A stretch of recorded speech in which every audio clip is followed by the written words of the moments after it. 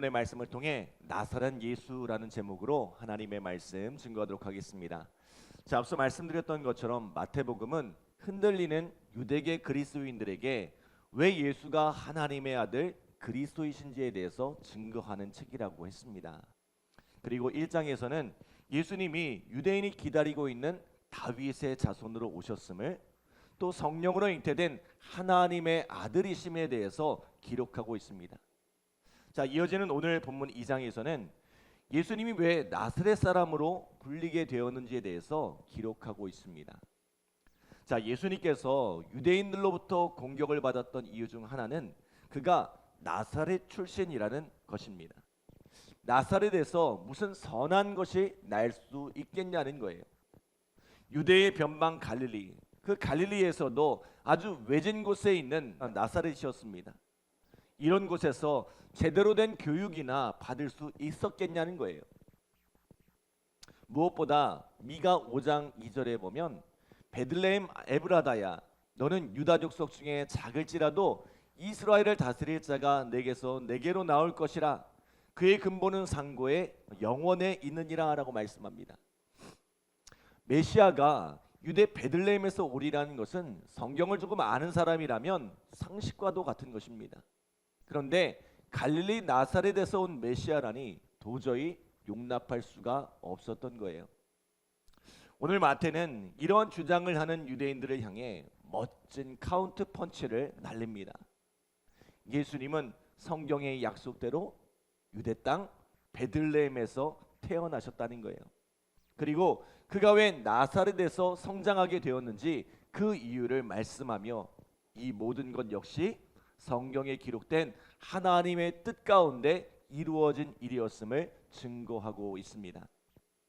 여러분, 우리가 쉽게 저지르는 그 실수가 어디에서 기인합니까? 내가 본 것, 혹 내가 알고 있는 것이 전부라고 생각하는 데 있습니다. 내 짧은 지식으로 누군가를 판단하고 또 어떤 일을 판단하곤 합니다. 그런데 세상에는 내가 보지 못한 것이 더 많고 내가 알지 못하는 일이 훨씬 더 많이 있다는 사실입니다. 심지어 우리는 하나님이 하시는 일까지도 우리의 짧은 지식으로 헤아리고 판단하려 합니다. 욥기가 전하는 메시지가 이것이죠. 욥에게 찾아온 갑작스러운 고난에 욥과 친구들은 오랜 논쟁을 벌입니다. 왜 욥에게 이런 고난이 찾아왔느냐는 거죠. 그런데 그 결론이 무엇이었습니까? 내가 어찌 세상 만물을 다스리는 하나님의 일을 다 이해하려 하냐는 거예요. 하나님의 주권 아래에 있는 일을 어찌 감히 판단하겠느냐는 것입니다. 예수님 당시의 유대인들도 마찬가지였습니다.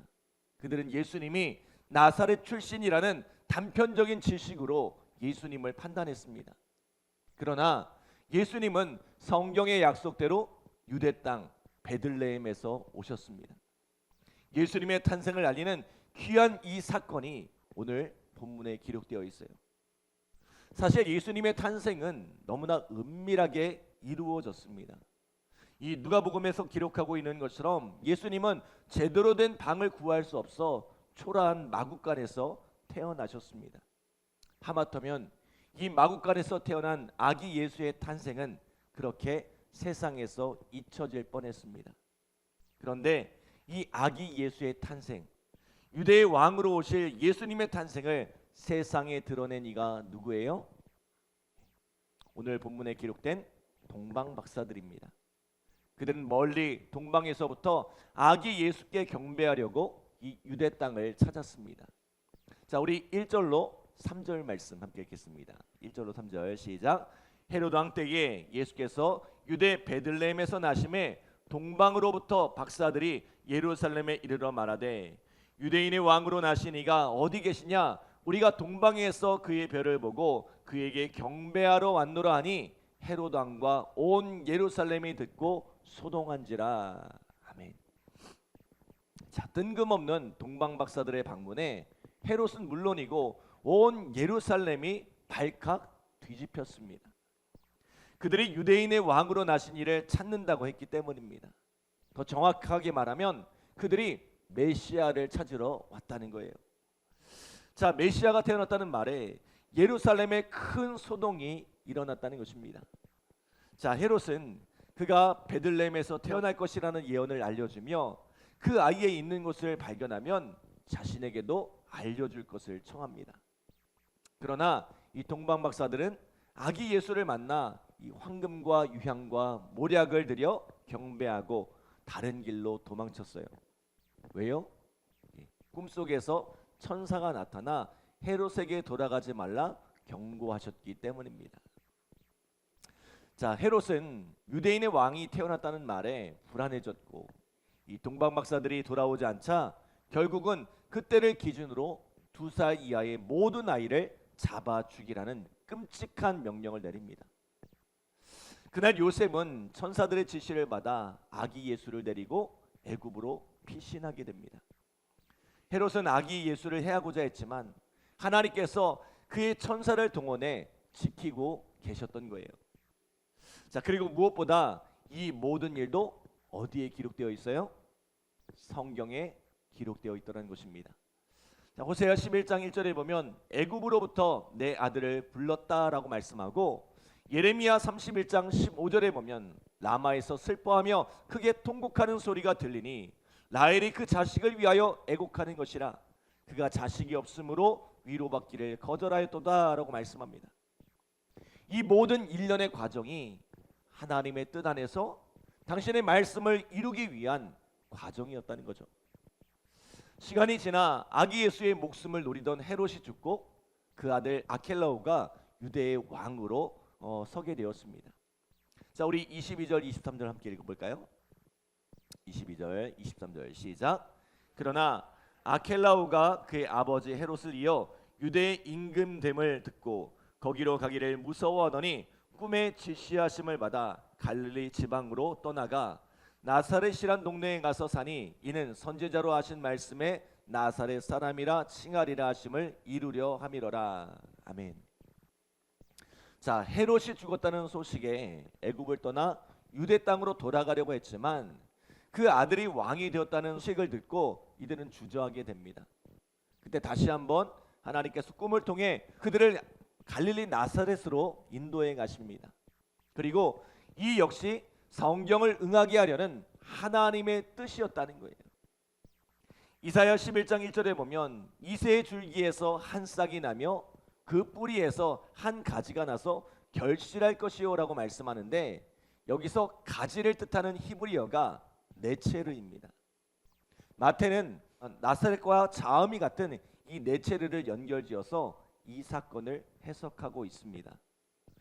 조금은 억제스러운 해석으로 보이기도 하지만 중요한 것은 이 모든 것이 하나님의 뜻과 하나님의 인도하심 가운데 진행되었다는 것입니다. 사람들은 예수와 그를 따르는 그리스도인들을 나사렛 이단이라는 이름으로 정죄했지만 사실 이 모든 과정은 그들이 알지 못하는 하나님의 뜻과 하나님의 인도하심 속에서 이루어진 일이라는 거예요. 여러분, 신앙이라는 것이 그런 것 같습니다. 신앙의 세계는 이해되는 일보다 이해되지 않는 일이 훨씬 더 많이 있습니다. 내가 알 수 있는 일보다 알지 못하는 일이 훨씬 더 많이 있습니다. 왜요? 하나님께서 우리가 보지 못하는 곳에서 일하시고 우리가 미처 상상하지도 못한 방법으로 일하시기 때문입니다. 그러나 분명한 것은 하나님은 지금도 우리가 보지 못하는 곳에서 일하고 계신다는 것입니다. 고린도전서 13장 12절에 보면 이런 말씀이 있죠. 우리가 지금은 거울로 보는 것 같이 희미하나 그때에는 얼굴과 얼굴을 대하여 볼 것이요 지금은 내가 부분적으로 아나 그때에는 주께서 나를 아신 것 같이 내가 온전히 알리라. 여기서 말하는 거울은 오늘 우리가 사용하고 있는 그런 선명한 거울이 아닙니다. 금속의 광택을 입힌 희미한 이 거울입니다. 우리가 신앙생활하는 것은 사실 모든 것이 희미합니다. 알듯하면서 모르는 것이 훨씬 더 많이 있는 것이 우리의 신앙생활입니다.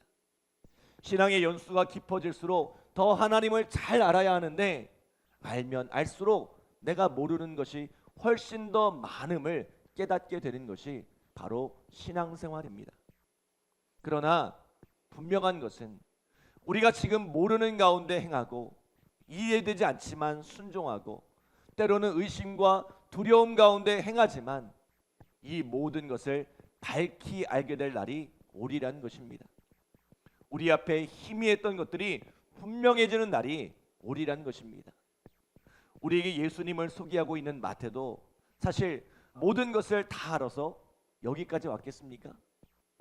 이해되지 않는 것도 많았고 희미하고 보이지 않는 것도 많았지만 믿음으로 순종하여 여기까지 온 것입니다. 사랑하는 여러분, 하나님께서 오늘 우리에게 이 믿음을 허락하여 주시기 원합니다.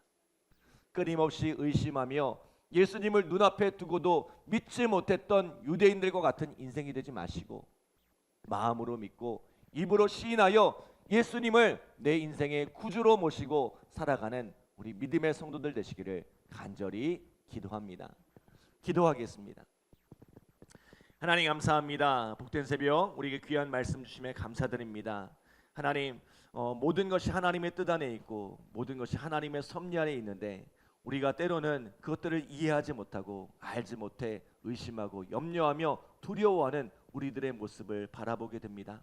하나님, 다 이해하지 못해도 다 깨닫지 못해도 하나님 앞에서 믿음의 길을 걸어가는 우리의 삶이 되어질 수 있도록 축복하여 주시고 오늘 예수님의 그 발걸음을 주께서 인도하셨던 것처럼 오늘 우리의 삶에도 그러한 하나님의 인도하심이 함께하도록 우리의 삶을 지켜주시고 보호하여 주시옵소서.